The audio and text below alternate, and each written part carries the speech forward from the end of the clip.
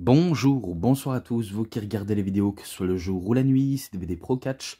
Ouais, je relance la sauce. Vu comment, là que je viens de regarder la nuit 2 de WrestleMania, de 39 bien sûr, version Hollywood. Il y a des trucs qui m'ont plu, il y a des trucs qui m'ont un peu déplu, mais ça je préfère pas trop en dire, car c'est pas le sujet de cette vidéo aujourd'hui.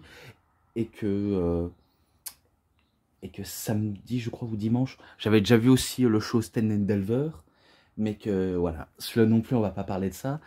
Bien sûr, on parle que de sujet DVD, bien sûr, c'est le sujet principal de la vidéo, vu comment c'est une review, et que je vous présente un DVD indépendant tout de suite.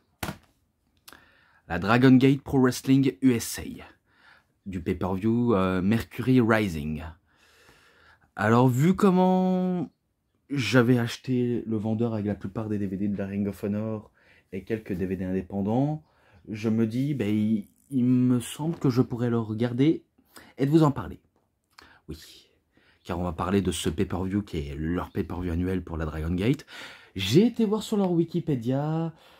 Ah, ça n'a, on va dire, pas été facile pour voir s'il y avait des pay-per-view annuels. On va dire que ce sont des pay-per-view non déclarés par Wikipédia, vu comment le monde du catch est grand, mais très grand. Mais bon, c'est pas grave. Donc là, on voit l'affiche confrontation Tommy Dreamer, John Moxley. Et là, si je crois bien, c'est soit Yamato ou... attendez, peut-être que j'ai des bêtises. Masato Yoshino, peut-être. Et que on démarre très fort, même si je dois vous montrer l'entièreté. Là, on voit les images, les photos. Là, on voit bien. Là, on voit très bien l'affiche Moxley Dreamer. Et encore d'autres catcheurs de la Dragon Gate. C'est pas que je les connais pas, mais il y en a que je connais, il y en a, c'est un peu récent et que je dois m'y habituer. En même temps, je suis petit à petit les DVD que j'ai achetés, hein. Donc sachez-le. Donc là, si je crois bien, c'est la promo pour Mercury Rising en highlight. Après, review et promo. Ça, je me rappelle qu'il y avait des promos. Et pareil qu'il y avait dans là tout le résumé de ce show. Et que le match, ça commence directement avec un match à 6, si je crois bien. Ouais, donc je vais vous le dire directement. The Prophet d'Eric Niekirk et Irish Airborne. Bien sûr, ces noms-là, ça vous dit rien. Et il faut savoir qui est qui. Et que moi, j'avais un petit peu galéré, mais après, j'ai su maintenant qui est qui. Contre Chimera, The Cutter Bros et Melanchi Jackson, qui en vérité soit Matt Jackson. Peut-être qu'il a changé ce nom, peut-être pour du troll. En tout cas, ce qui est forcément certain. Dans la plupart des matchs Dragon Gate que je vais citer, je ne vais pas vous faire de dessin. Ça allait à 1000 à l'heure. Vu comment on perd pas du temps, il y a des changements rapides, grosse prise après grosse prise. C'est, on va dire, du grand travail à la manière du puroresu, à la manière japonaise. Et auquel ça s'enchaîne, pas le temps de visualisation concernant à des matchs comme ça, vu comment ça partait dans tous les sens. Grosse prise après grosse prise, et là on se dit, quelle équipe qui va remporter? En sachant qu'il y avait la moitié du public qui était chaud, tandis que d'autres publics n'étaient pas là, vu comment les sièges étaient pas très remplis, mais ils étaient tous vides. Peut-être qu'il y en a qui venaient sûrement d'arriver, ou alors peut-être qui attendent la vraie ouverture du show. Et que à la fin, c'est Chimera, Cutter Bros et Melanchi Jackson qui remportent la victoire. Donc oui, ce match-là, je lui avais mis à 3,40, voilà, pour cause. Le match suivant, c'est à la FIP. Ah ben oui, j'avais oublié les gros événements. Peut-être que là, c'était à Mercury Rising du nom là, ou peut-être que je me trompe. Ou alors peut-être que Melanchie, c'est peut-être une pâle copie des Young Bucks. Ah, c'est dur à dire. C'est tellement dur à dire. Peut-être que ça a eu lieu en 2006 ou 2007, mais je peux pas, on va dire, vous le prouver. Donc, vers là, pour Homicide contre Shingo Takagi, ou Shingo tout court, le 7 du 7 en 2006, à la FIP Astroke 2006, Night One, Infernals, Floride. Ouais, donc la FIP, c'était que un show que réservé en Floride et que j'ai vu le nom de la FIPW pour Full Impact Pro Wrestling. Elle a plus de 19 ans d'existence, peut-être bientôt 20. Et que là, je me rappelle que Shingo Takagi est accompagné par 2 accompagnateurs, dont un qui tient sous ses pieds et l'autre qui ne tient apparemment pas sur ses pieds. Par rapport qu'il est, on va dire, paralysé, mais sauf que, voilà, on va découvrir que c'est pas forcément le cas, vu comment il n'ose pas non plus intervenir dans le match. Et que Homicide, c'est comme s'il était dans un piège. Même si la plupart des catcheurs, ça ne vous dit rien, et pourtant je suis là pour vous les dire. Même si c'est pas forcément un DVD que vous attendez le plus, et pourtant ben, j'essaie de me donner une raison de vous les citer, vu comment c'est un peu ça, l'objectivité que je me lance, forcément. Et qu'à la fin, après des grosses prises, peut-être que Homicide voulait faire sa prise totalement meurtrière, mais Shingo Takagi part avec son DVD, donc Dead Valley Driver. Et non, il part pas avec moi. Et il part pas avec un lecteur DVD. Non, le DVD, c'est plutôt le Dead Valley Driver en prise. Et qui bat Homicide direct. Et ce match-là, je lui avais mis à 3,50. Vu comment j'avais un petit peu apprécié, malgré les multiples interventions. Et par contre, ça m'énerve les bruits qu'il y a en ce moment. Mais je peux pas contrôler les bruits. Mais bon, je passe à autre chose pour éviter de trop m'y attarder. Match triangulaire à élimination. Ouais. Shima et Bibi Hulk contre Austin Harris, Matt Sydal et contre B-Boy et Chris Botch. Alors pareil, malgré qu'il y avait des gaijins et que ça s'envoyait dans tous les sens. Et par contre, il faut savoir, certes, le DVD c'est Dragon Gate Pro Wrestling USA, mais au Japon c'est Dragon Gate Pro Wrestling Japan, auquel elle existe toujours. Et que peut-être qu'il y a eu lieu aussi Dragon Gate Pro Wrestling UK, ou peut-être que ça n'a jamais existé. Et par contre, quand je dis gaijin, ben bien sûr, les étrangers en japonais, comme Austin Harris et Matt Sydal, qui y participent, c'est qu'ils ont le sens des affaires. Et que là, c'était le 7 du 10 en 2006, à Wrestle Jam, Kagawa, Japan. Donc dans la banlieue de Japon, ou dans la banlieue de Kalagawa. Et ce qui va se passer, ben, énormément de grosses prises, des prises acrobatiques, parce qu'ils sont aussi réputés à la Dragon Gate pour faire des prises acrobatiques, aériens, bien sûr en mélangeant de la technique et le côté brutaux. Et que si je crois bien, les premiers à être éliminés, c'est Austin Harris et Matt Sydal, et qu'à la fin, il ne reste plus que Shima et BXB le Hulk. Oui, BXB Hulk. Ou alors BB Hulk, si on peut appeler ça comme ça. Et que, si je crois bien, c'est l'un d'entre eux qui va se recevoir du sel ou du sable dans la figure, mais je pense que c'est victoire de Shima avec BB Hulk. Il faut que je regarde le papier que j'ai fait. Oui, c'est ça. Et qu'il y a bien eu utilisation de sel. Et que c'est... Voilà. Ce match-là, 3,60. Tellement énergique ce match-là. Tellement énergie. Et que je passe au dernier. Et que là, c'est le 8 du 2 en 2009. Summer Advent Tag League 3 Kyoto, Japan. Donc dans la banlieue de Kyoto. Entre Shingo Takagi, ou Shingo tout court, avec Yamato contre Baby Hulk et Masato Yoshino. Pareil, énormément. Il s'est passé énormément de trucs, tellement qu'on n'a pas le temps de cligner des yeux, comme je vous l'ai dit, et que ça partait dans tous les sens. Un côté, un autre. Grosse prise après grosse prise. Acrobatie après acrobatie. Brutalité après brutalité. Et après, tu sais pas qui pourrait remporter le match de l'un des deux camps. Vraiment. J'ai vu ça, je me suis dit, oh putain, c'est un match inachevé. Si jamais, au bout des 60 minutes, ils n'ont pas, on va dire, entre autres, réussi à avoir le dessus sur l'autre, c'est la fin du match. Parce qu'il faut savoir, dans la plupart des fédérations, sont réputées pour ça. Non, je ne suis pas en train de vous plaisanter. Car des fois, c'est un match de 60 minutes auquel on doit faire soit court, soit très long. Et qu'on doit arriver à temps. Eh bien, aucune des deux équipes, parce que je vais un peu spoiler là, aucune des deux équipes arrive à avoir le dessus sur l'autre. Après des multiples tentatives de finish, ça finit en match nul.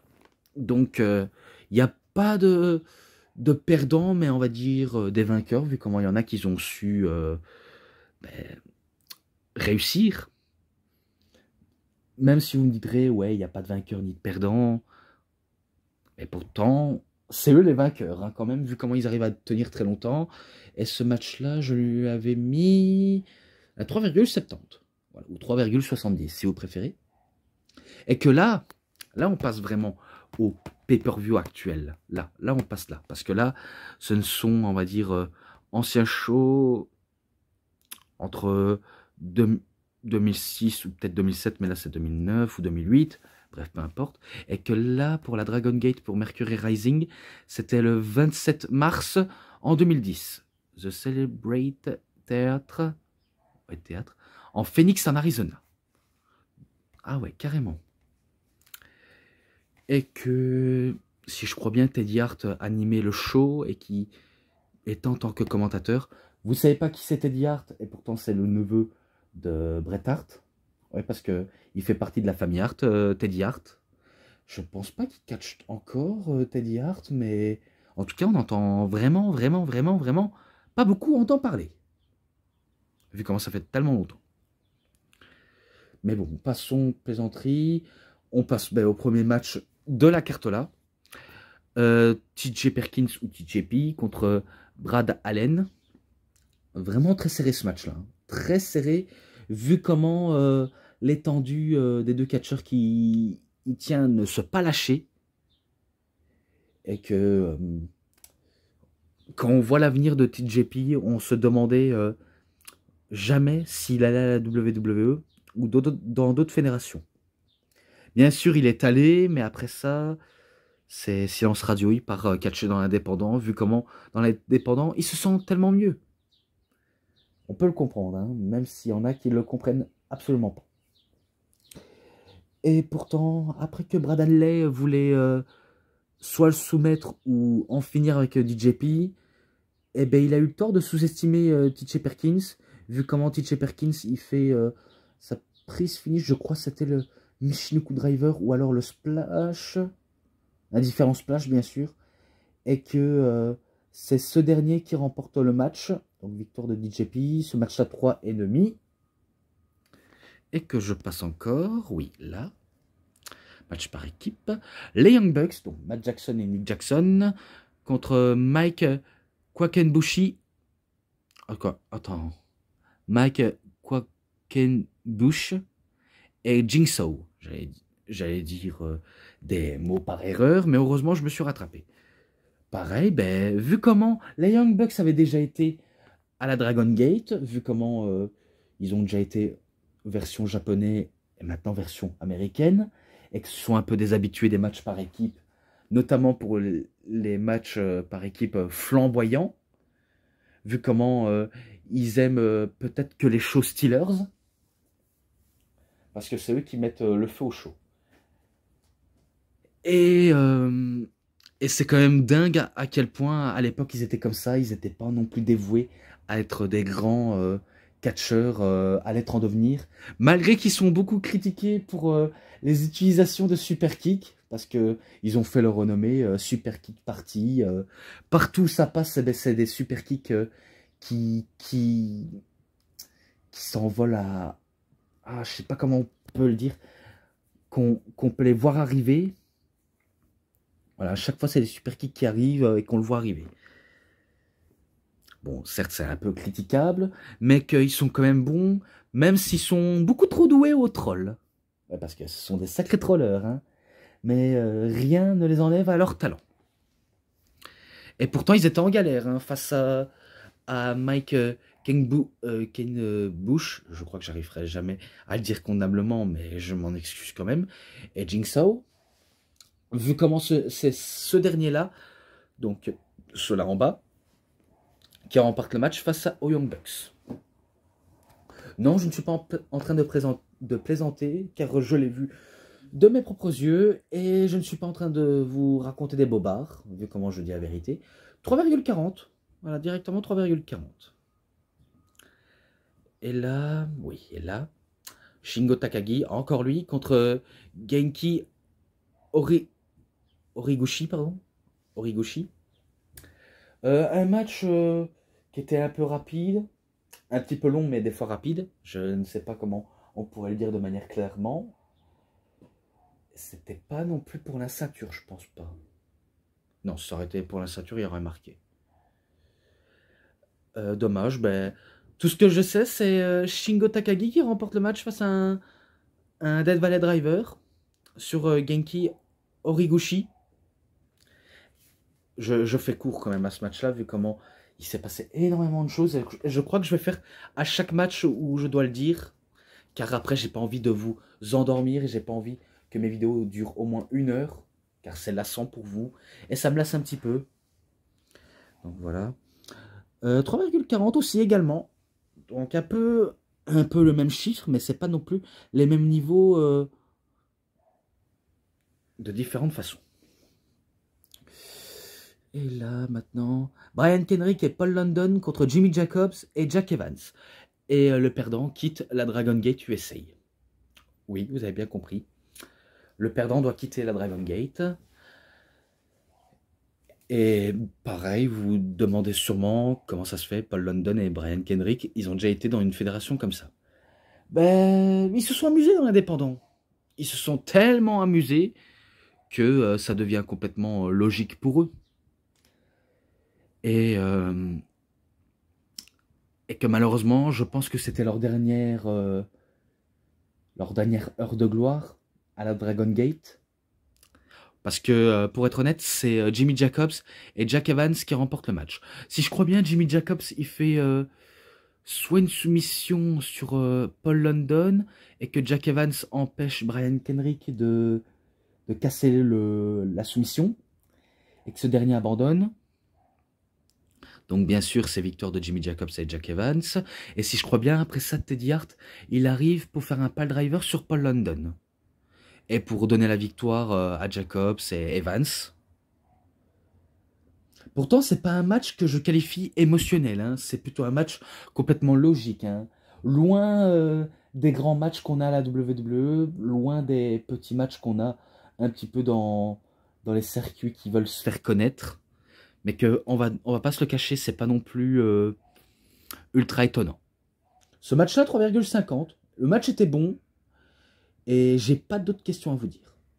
Et que maintenant, on passe du côté hardcore. Oui. Jon Moxley contre Tommy Dreamer.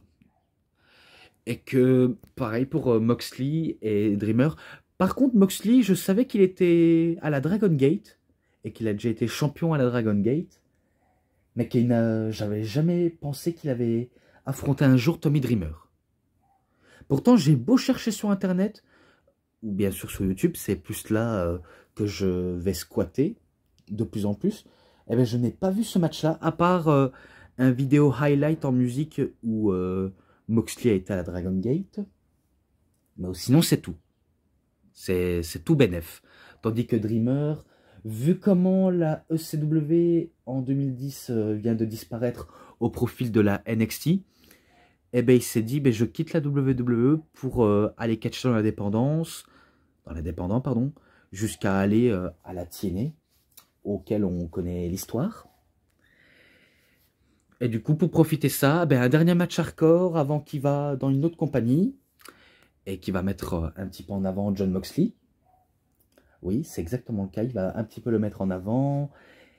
Et Moxley va pas non plus hésiter à aller brusque et aussi à utiliser quelqu'un pour se sacrifier à sa place.